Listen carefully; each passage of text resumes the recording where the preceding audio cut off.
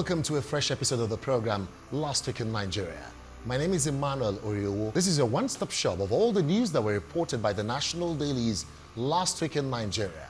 And don't forget, you can get all of this via our social media handles using at Last Week in Nigeria as the handle to log on to all our social media handles. And of course, turn on to our website, www.lastweekinnigeria.com. And when you go to our YouTube channel, you turn on the notification bell so that you can get a subsequent edition of our program. Like, share, drop your comments, and subscribe to At Last Week in Nigeria. Interestingly, on this program today, we'll be having a personality who is a public affairs analyst and, of course, a legal practitioner. He'll be talking to us about most of the issues trending as reported by the national dailies last week in Nigeria. Look forward to interviews like this that will be coming up in subsequent episodes. On Last Week in Nigeria today, we'll be having a barrister and, of course, a public affairs analyst. Let me keep that in the bag. I'll let you know. Welcome once again to Last Week in Nigeria. Let's begin this way as reported by the national dailies last week in Nigeria. How FG's 1 trillion naira stimulus package will reflate economy. That's a statement credited to experts, and that was reported by the Nation newspaper last week in Nigeria. One government, 1 year, 4 budgets. Obi tackles TINUBU. That's the way the Matrix newspaper captioned it last week in Nigeria. The Sunday Independent newspaper brought this one, and it says, experts accuse FG of stumbling as food crisis overwhelms Nigeria. The This Day newspaper reported last week in Nigeria saying that in defense of Tinubu's reforms, Shatima says president imbued with capacity to fix economy. And of course, we had this one, 21 states operate local government areas with caretaker committees. This is to remind you that in recent time, local government affairs happens to be in the pockets of governors. And we're now talking about local government autonomy. Let's see what will happen with the judgment at the courts concerning local government autonomy. So that is coming up in the news as reported last week in Nigeria, and it appears that the body language of Mr. President is going towards that way. The body language is even in different shades. Some are already speculating. Perhaps we're going to the regional government. Perhaps he wants to okay the local government autonomy. So many perhaps. The Daily Trust newspaper reported 4 suicide bombers kill many in BORNO. Also last week in Nigeria, it was reported and captioned by the Sunday Times newspaper saying that weekend of terror, female suicide bomber with baby wreaks havoc at BORNO wedding. Now, we thought the suicide bombing thing happens to be in the past, but here is it is resurfacing, and let's see how we get to look at all of this. We'll keep your comments coming. Let's continue the conversation. Drop your comments on our page, and we get to have other reactions following that. What do you make of all of this? The National Economy newspaper had this one, reported last week considering the democratic debt accumulation. Nigeria's public debt ballooned by 118 trillion naira in 25 years. Probe palm oil levy revenue in CBN since Obasanjo's tenure. We're speaking here, ex-speaker Dogara. He was also in the saddle. You might be wondering, what was he saying at that moment? That was reported by the Nature newspaper. The Blueprints newspaper had this one. Purveyors of Gwoza bomb attack will pay heavy price. That's the president of the Federal Republic of Nigeria speaking there. Still on Last Week in Nigeria, the Leadership newspaper reported this one concerning the BORNO bomb attack. Nigeria won't slide into era of fear, TINUBU vows. The Daily Independent reported last week in Nigeria considering the BORNO bomb attack. Fight against terrorism must be total, uncompromising. We're speaking here, the ACF. The New Telegraph reported last week in Nigeria saying, declare total, uncompromising war on Boko Haram criminal elements. That's credited to the ACF as it tells the federal government to do the needful. Dangote fuel is back in the news again. This time, we're saying that marketers fear high-priced petrol ahead of supply. The Daily Sun newspaper says, Tinubu 6 Dangote Elumelu orders help. Over what? That was reported last week in Nigeria as he urges them to rescue Nigeria from economic stagnation, unveils 2 trillion naira stabilization fund. When you hear these blaring figures, you want to ask yourself questions. Won't such monies end up in private pockets? We have a history to that effect. Now for sports, we have this one. Fisayo Dele Bashiru, in an exclusive interview, he said, I was born in Nigeria. I left when I was 2 years old. So I really don't remember much about Nigeria. The decision to play for Nigeria is because it's the country of my parents. That's the way the Punch Sports Extra newspaper captioned it, and that was reported last week in Nigeria. Some of that sporting stories, we have this one. Free men. Who are those we're talking about? The Punch Sports Extra captions it this way. What next for out of contracts Nigeria stars in summer transfer market? We pause for a break now. When we return, I'll bring in my guests. Now, my guests, let me whet your appetite quickly, happens to be a legal practitioner and a public affairs analyst of note. And I'm talking about Barrister Femi Mayor Omoshua. By the time you get to listen to this man, he's going to analyze most of those issues that we've been looking at, disturbing our nation. And guess what? He will also be providing solutions in this analysis. We'll be back after this. Don't forget, the program is still at Last Week in Nigeria.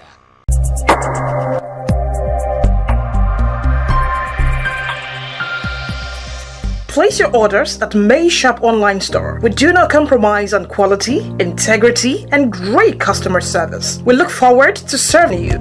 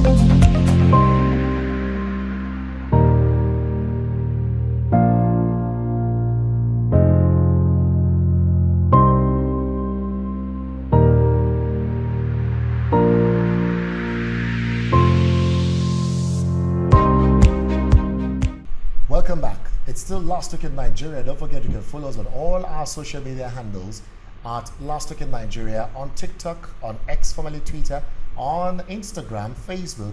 Log on to our website www.lastweekinnigeria, and don't forget to follow us on our YouTube channel. Turn on the notification button, subscribe, like, and drop your comments there. Like I told you earlier, we were bringing in our guests for the first time. Oh my God, ladies and gentlemen, for you, those that have been following us on this program, we have a guest for the first time. As you can see, he's a public analyst and of course a legal practitioner, talking about Barrister Femi Mayor Omoshua. Interestingly, he's also a follower on this particular show. So what are you waiting for? Welcoming you to the show. We want to say thank you for joining us. Thank you very much for having me. And of course, let's look at the stories that we looked at earlier that were reported last week in Nigeria. It's so disturbing that we heard about suicide bombing. We thought that was something in the past. It appears there's a resurgence of suicide bombing. What do you make of all of this?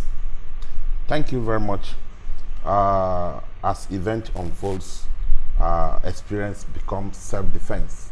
One thing that we have not taken into consideration, as far as life is concerned, it is tried to say life is very, very sacrosanct, and survival is the first law of nature. At a point in time, people were beginning to, their hope about Nigeria started getting better. At the commencement of the new government, especially with the level of suffering that Nigerians passed through in the last administration. But somewhere along the line, when the issue of skyrocketed prices of consumables, even everything, it has affected even all the facets of human endeavor. Even the people, the Okada people, the bike people, the market women, even people, salary earners, everything has become so terrible that people no longer value life. We thought we have been able to put it at bay, you know, believing that there is hope. But it has gotten to a level now where you are talking about suicide bombing. You need to talk about people who are committing suicide day by day for lack of one thing, means of survival. Because many Nigerians are so subservient. Many Nigerians are not even looking for much from their government. They are just looking for how do they eat. It is after eating that they are going to talk about clothing, talk about housing, talk about vehicle. But if only they can have a reasonable means of livelihood, maybe we'll have been able to stem the tide of this insurgency in a way. I am not saying it doesn't have, external collaboration, because when you look at security, especially in the northern part of Nigeria, where what have brought about this insurgency of 18, they are of two. It is either in a collaborated one or an isolated one. Collaborated in the sense that it's either there is a connivance between external forces, some people who are entering Nigeria, or some people who are not really happy about the fact that they were not able to have, to be in charge of governing Nigeria. They will want to cause some pockets of troubles one way or the other, and they may want to recruit some people from outside Nigeria to begin to cause some troubles one way or the other. And more so, I'm still talking about collaboration now. Collaboration in the sense that there are even some people, even in the government circle, that are still being used as bait to make sure that the effort of the government in stemming this tide is frustrated. Then when you now look inwards, you now talk about isolated. Isolated, yes, there is nowhere in the world where you can have free security, that we can only stem the tide. So in all, it still centers on value of life. When you see life as very, very sacrosanct, you see life as very sacred, you want to begin to value life. But when it has gotten to a level where you now said, oh, of what importance am I even keeping my life? Yoruba will say, when you are one that don't collect food from your enemy, and you say that even your friend is not even keeping any food for you, when will you not eat poison, even from your enemy? So these are the issues. People are no longer valuing life, and that is why you can see soldiers colluding with terrorists, at the expense of Nigerians that they are supposed to protect their territorial integrity. They will go to the extent of, mortgaging the sacrosancy of the purpose for which they were being enlisted into the army. And of blessed memory, MKO Abiola said it in 1992 during his debate with the presidential candidate of NRC. They asked him, they said, will you equip Nigerian police if you are voted in as the president? He said, let me heal you of this ignorance. He said, if I am voted in as the president, commander-in-chief of Armed Forces of the Federal Republic of Nigeria, the first thing I will do is to make sure Nigerians go to bed after their 4 square meals. There will be full security, there will be roads, there will be electricity, there will be good health services. He said, by the time I do all this, I may not need to equip Nigerian police. He may not need to equip Nigeria because the level of criminality will have been stemmed to a reasonable level. But he said if he fails to do this and he equips Nigerian police, then Nigerians will go and loot the armory for survival. So prophetic. Have we not seen situation recently where soldiers are giving ammunition even to criminals because they want to survive? They are not bothered. They don't know that their situation is not different from the situation of the parasite that say if the dog lie, let the dog die. They're forgetting that when the dog dies, wherever goes the carcass of the dog, that's where the parasite goes to as well. Because whenever you mortgage anything that has to do with the responsibility that you are saddled with, it goes to the nitty-gritty of it. And it will have a rebound someday, someday soon. Interesting. Now, you talked about some state of economy issues when you were making your point. And I'm looking at the situation we found ourselves now as a nation. We have the inflation rate at the blaring figure of over 33%. And one will be wondering, how do we go about all of this? High cost of food, high cost of goods and services. Lately, we saw queues coming back, people buying fuel for as much as 780 naira, some buying for 800. I didn't even know how much you bought yours before you got to the studios. But the fact is that, look at the blaring figures of inflation. What do you think is responsible for all of this, and what is expected of the government? I must be holistic, and I never mince words as far as this issue is concerned. Yorubas will say, Amukun eru ewo, oni salelonwo ewo oke. We are not looking at what brought us into this.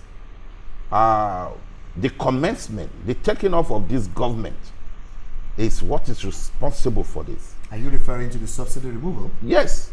The taking off in aviation parlance, the taking off of an aircraft determines the journey. In fact, as soon as the aircraft balances, there is let's say 2% tendency of crash landing. But the taking off, if the taking off is bad and the landing is bad, then there could be crash. There could be a crash. We see leadership as rulership, and it is very wrong. If this had happened in Europe or in America, when they tried for 1 month, 2 months, and they see that things are getting very tough, they will apologize to the citizen. We are sorry, we can't continue. Let us prepare. And that ends it. What do you make of this local government autonomy that has been debated? Of late, we don't have local government elections holding in Nigeria across states. We have caretaker chairmen here and there. Now they're debating the local government autonomy. And the National Assembly happens to be on the fast lane with all of this. We're waiting for a court judgment concerning this. Do you think that will change the narrative? It is quite unfortunate that even democracy, that they say government of the people, by the people, for the people, it's not even doing it the way the military did it. Yes, I don't believe in military administration. I believe the worst civilian government is better than the best military government. But let me tell you, the military, during their time, their administration reflected better, did well, even, in fact, did well for the local government. The three tiers of government, it was balanced. Functional. I can still tell you categorically that during Babangida era, we have DIFRI, we have MAMSA, we have SAP, Social Adjustment Program. Whatever policy that will be carried out by that time will have been here for about 6 months, sensitizing to the public. This is what we want to do, and this is what will happen. People will have ample opportunity to criticize it or to accept it. During that time, we have DIFRI. DIFRI will go to the bushes, to the villages where produce are coming from, where they don't have culvert. They will build culvert for them. They will put some social amenities in that area. They will bring drill borehole. But do you know, even in some towns, they will, build culverts and drainages. Do you know that ever since 1999, what local government does in most of the local government is just to bring tractor and grade the road, and that's the end of it. So it's quite unfortunate that this is it the 10th assembly. Maybe they are trying to get it right, but it shouldn't stop us making that pronouncement alone, because what has always jettisoned our law is that the paperwork was never done before bringing it to the fore. All they will just say there is autonomy. They will not tell us about the workability. And when you don't talk about the workability, it gets stocked somewhere along the line. It's like you present, let me say, you present a paper and somebody took the paper from you. He doesn't know the originality of it. So there should be a consequential effect of whatever pronouncement government makes on their policy. No soldier man succeed in a war if he manufacture its weapon at the war front. He will fail. Yesterday was the best time to do what was good. Today is another better day. Tomorrow may be too late. Whatever we want to do, let us work it very, very well. Let us make sure the workability is bigger than even bringing it, making pronouncement. Thank you very much. It's a convenient point to stop on this particular episode. Like I told you, Barrister Femi Mayo Moshua will be back on this program. I'm here to dig out all that he has in stock for us on this program. At Last Week in Nigeria, the show continues shortly. I'll be back with you. Thank you for being there.